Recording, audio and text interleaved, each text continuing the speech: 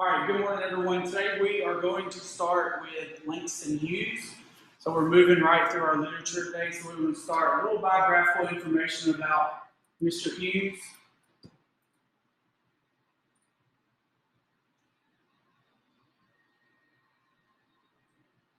So he was born on February 1st of 1902 in Joplin, Missouri, and then he died in New York on May 22nd of 1967.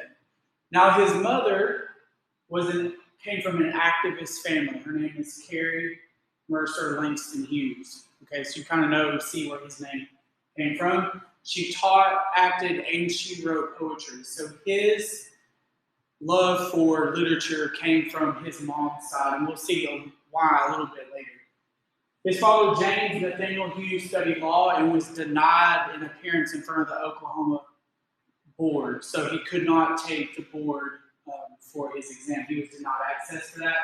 So his father moved back. His father was an immigrant. He settled in Mexico with his family, and then he, alone later in life, as he stayed in Mexico and did not come back to the States. Langston was shuffled around amongst his family, but he found a huge influence with his grandmother. So how many of you have an influence from your grandmother or grandfather? Like, you're not being raised by your mom or dad, your aunt, uncle, it's your grandma or grandpa. Anybody? Okay. So we do know, we can kind of relate to him in that sense. With his mom being activist and his friends seeking socialist traditions, he became aware of causes and movements around him. So he became very socially aware of what was going on in society. Graduated high school in 1920. The summers of 1919 to 1920, he spent with his father in Mexico City. So he tried to get the bond with his father that he didn't have growing up, but his father was racist, and he didn't like people of color. Even though he was Hispanic and Mexican, he didn't like people of color. And so this anger led to Langston's contemplation of suicide. So he really struggled with that because his mom was a woman of color. But his dad was very racist and didn't like that. And so Langston really struggled with that. And the adventures of life is what kept him alive. So things he was doing in life to stay alive. His father wanted him to pursue a manly trade and not writing, so something, in the workforce in the trade industry. His father agreed to pay for his college as long as he did that.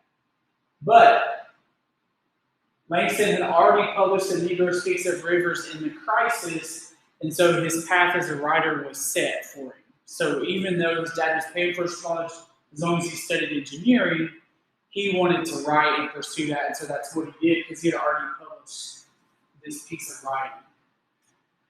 So the symbolic voyage, Hughes enjoyed art and jazz while documenting the everyday life of regular people, and so that's really why he's seen in the Harlem Renaissance. He studied at his own pace, and he left Columbia after his first year, so he was only in college a year. Eventually, he got a job as a steward on a cruise ship, and it sailed down the coast of Africa. So that's why we're calling it his symbolic voyage, so him taking that voyage on the ship.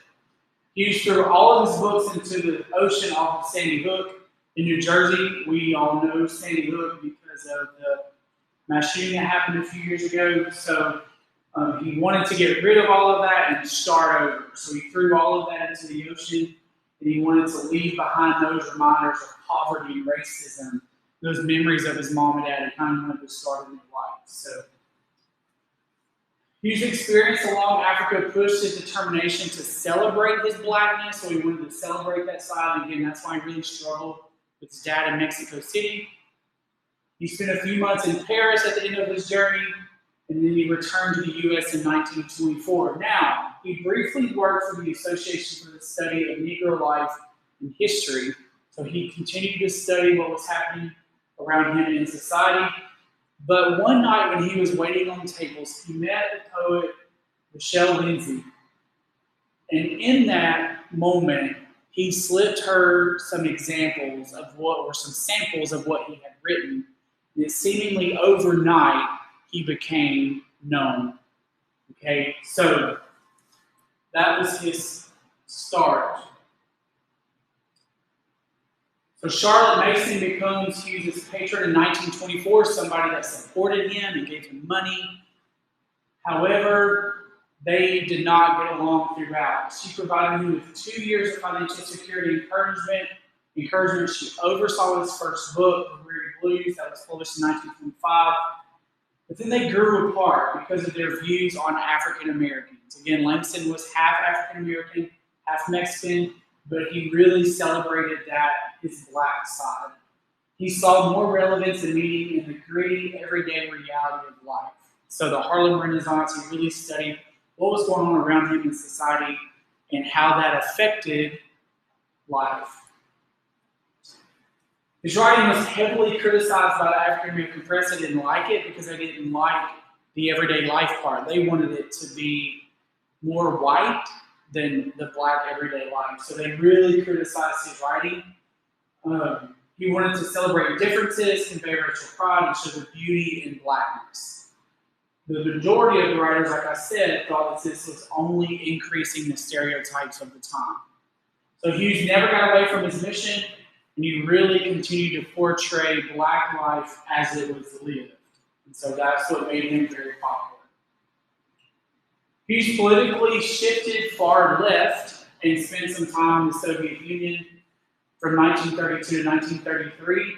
And he published The Ways of White Folks in 1934, where he was pessimistic about easing tensions between the races. Okay, so he's very negative, not very optimistic, so very negative about it, said that would never work.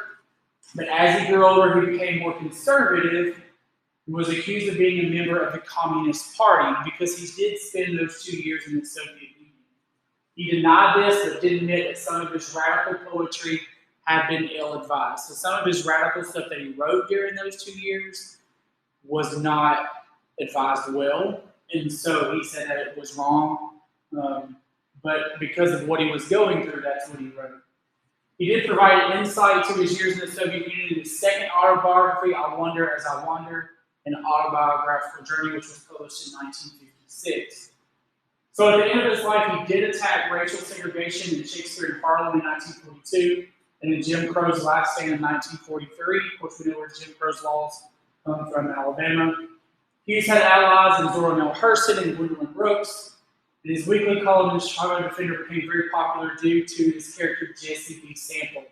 So Jesse B. Sample would talk about racism, race, and everyday issues. And it was just kind of like one of those Q&A sessions in the newspaper, and it was a column. So just kind of a little back and forth dialogue. But Hughes died on May 22nd, 1967 in New York City. So at this time, we're going to take our books and let's look at a few more things, and let's get into the reading that we have for Langston Hughes.